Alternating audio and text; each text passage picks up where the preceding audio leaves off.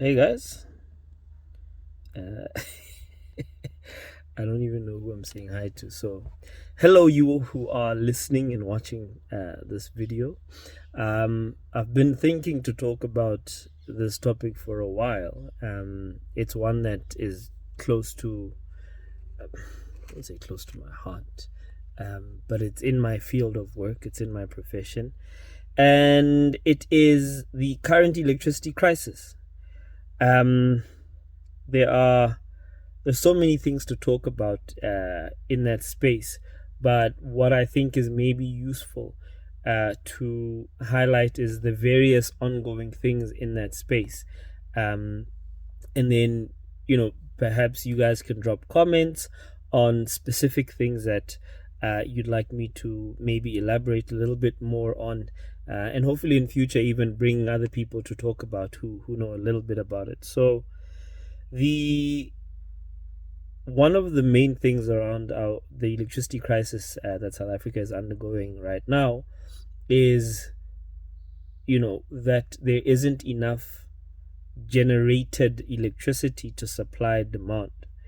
And the reason I'm emphasizing the generated electricity is because the issue is not how much installed capacity we have. So we have lots of power stations, a lot of them are old, um, and they are not performing at the right level, and so their output is much lower than what they can produce in the ideal, and that is what is causing load shedding, right?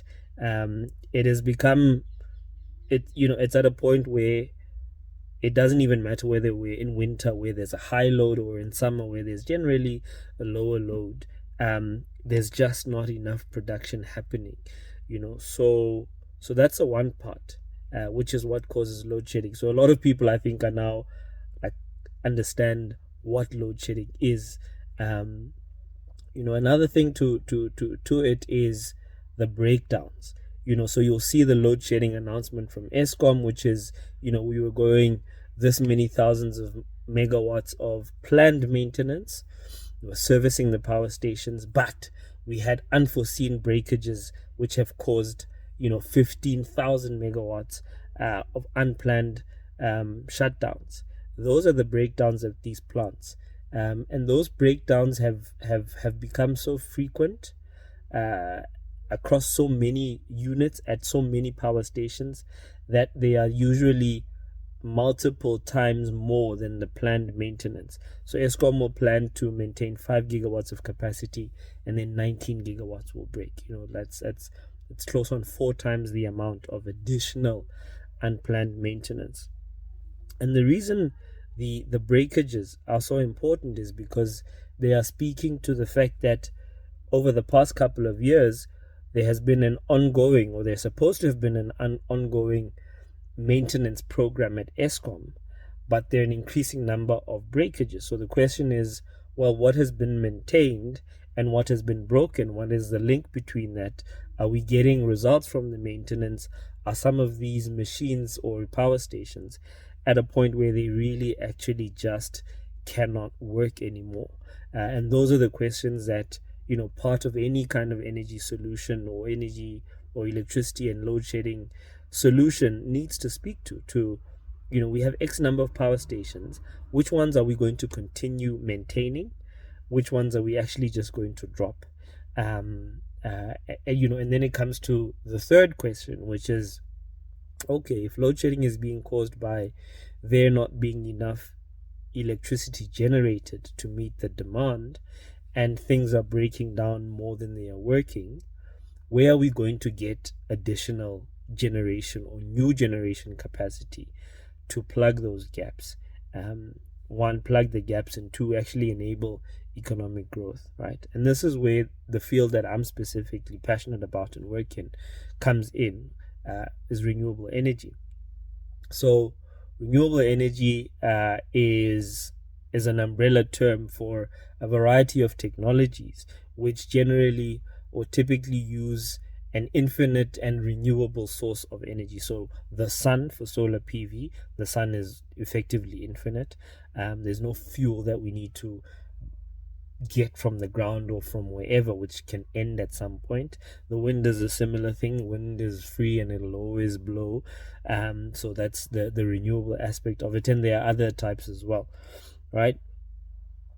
These are a different kind of technology. What we know as coal-fired power stations produce electricity in what is called, let's call it a base load format. So coal power stations produce uniformly. You switch them on. It's a 3,600 megawatt plant, and it produces at the rate that it produces. It doesn't generally go up or down, except for maintenance. But it's sort of a step change type of production. Whereas renewable energy, because of the nature of their energy source, are variable. So the easiest to understand is solar PV. That happens when the sun is shining, or when there are sun rays effectively hitting the solar panels. So if there's deep clouds or rain, then the production goes down. At night, there isn't any. So they are variable in their nature. This is known, this can be modeled, and it presents a different dynamic to the production of electricity. And the reason I say this about, or provide this kind of detail about renewables, is that they don't produce energy in the same way, or electricity in the same way, that coal power stations generally do, right? They vary, right? And that produces more challenges to the electricity grid, which need to be solved technically, but also need to speak to the policies and how we change our energy sector and our energy mix, right? So why renewables for me is important in this conversation is there is an entire program in the country ongoing around renewable energy and bringing that on. There are lots of lobbies, discussions, anti-lobbies for renewables, for coal, pro-renewables, pro-coal, anti-renewables, anti-coal, that are going on, and there's a lot of misinformation around what is good and what is bad on both sides, be it the fossil fuel, be it the renewable energy side. So for me, it's the fundamental thing that we have to do is to understand that regardless of the jostling and the space taking and the lobbying and all of that, is all of these technologies are going to have a place in the energy mix. The Integrated Resource Plan of South Africa speaks to an energy mix. So there is no scenario that government is currently considering which is 100% renewables or 100% coal. It is a mix of various energy producing technologies based on the resources that the country has. So that's a first point of departure, which I try and encourage in discussions, which is we're all looking for the role that specific technologies will play in an energy mix, and we need to look at what are our advantages as a country from a resources perspective, and that's both mineral resources and renewable resources. What are the advantages from a socio-economic perspective in terms of the deployment of each technology? What are the advantages from an economic perspective in terms of tariffs that we are going to get from these various technologies? We need to consider those with a very sober approach, which is not the state of play at the moment. Right now, the discussions are simply not sober, right? We need to consider each of those from a sober perspective and think of how do we deploy that to achieve the goals that we have in South Africa.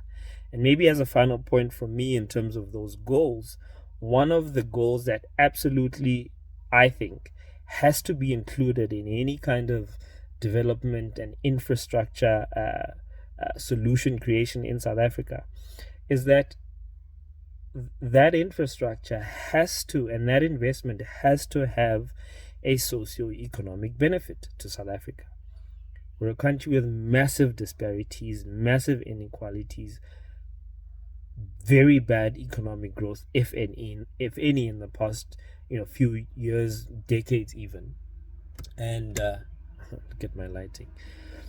And massive infrastructure of rollout of this nature has to have a socio-economic tinge to it. We have to consider the creation of local jobs, the sustaining of local livelihoods, and the use of local resources in the deployment of that technology. It cannot be that, the primary driver is, let's just get the cheapest technology and deploy it as quick as possible, and maybe put aside these additional things for now. There is no for now. The crisis of electricity shortages, yes, is happening currently, but it is concurrent to the crisis of unemployment, the crisis of a shrinking middle class, if ever we had a middle class, the crisis of poor and low economic growth, and the crisis of actually increasing inequality in this country. So any kind of intervention has to be underlined by a socio-economic benefit objective within it. The extent of it and the impact of it on that entire solution must be considered for sure.